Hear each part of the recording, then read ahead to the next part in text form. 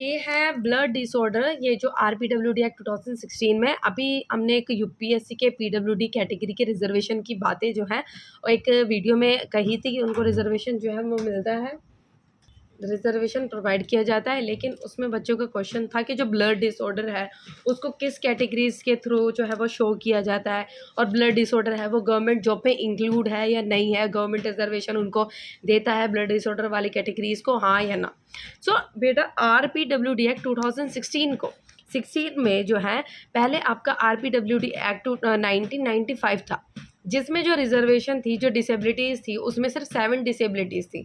लेकिन बाद में उन डिसेबिलिटीज़ को इंक्रीज़ करके 21 डिसेबिलिटीज़ जो है वो कर दिया गया।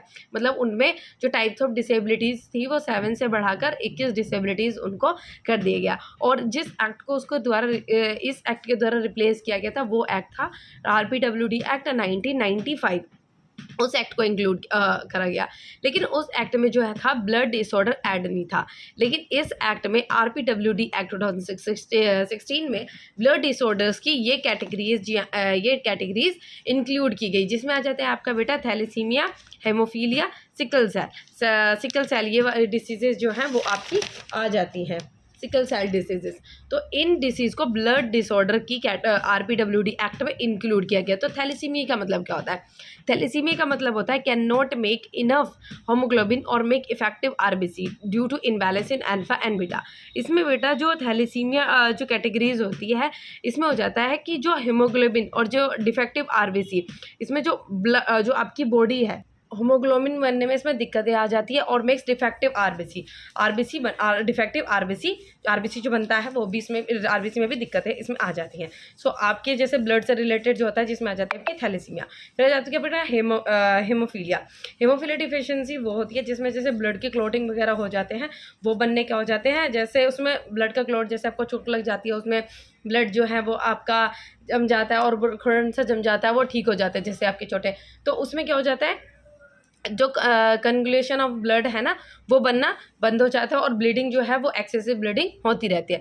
सिकल सेल वो हो जाता है जिसमें आपके जो वर्क टू इम्यून सिस्टम, जैसे इम्यून सिस्टम जो है उसमें दिक्कतें जो है आपकी आ जाती है। Cell of RBC become lack of oxygen in blood, मतलब ब्लड में ऑक्सीजन की कमी हो जाना, इस तरीके की चीज़ें आपके सिकल सेल में हो जाती है। सो ये बातें जो हैं आपकी, ये आपके कुछ 3 ब्लड डिसऑर्डर्स जो हैं वो इसमें ऐड किए गए हैं आरपीडब्ल्यूडी एक्ट 2016 के अकॉर्डिंग, जो 7 से लेके 21 थी। लेकिन बेटा जो इन एक्ट को, मतलब इन डिसेबिलिटीज़ को इंक्लूड तो किया गया, लेकिन अकॉर्डिंग टू जब गवर्नमेंट के द्वारा 20 दिसंबर 2023 को ये चीज़ कही, सुप्रीम कोर्ट के द्वारा ये डिसाइड किया गया, सुप्रीम कोर्ट ने ये डिसाइड किया कि जो इन कैटेगरीज़ को आरपीडब्ल्यूडी एक्ट में तो इंक्लूड किया गया, लेकिन इन कैटेगरीज़ को गवर्नमेंट जॉब्स की रिजर्वेशन में से वहाँ से एक्सक्लूड किया गया।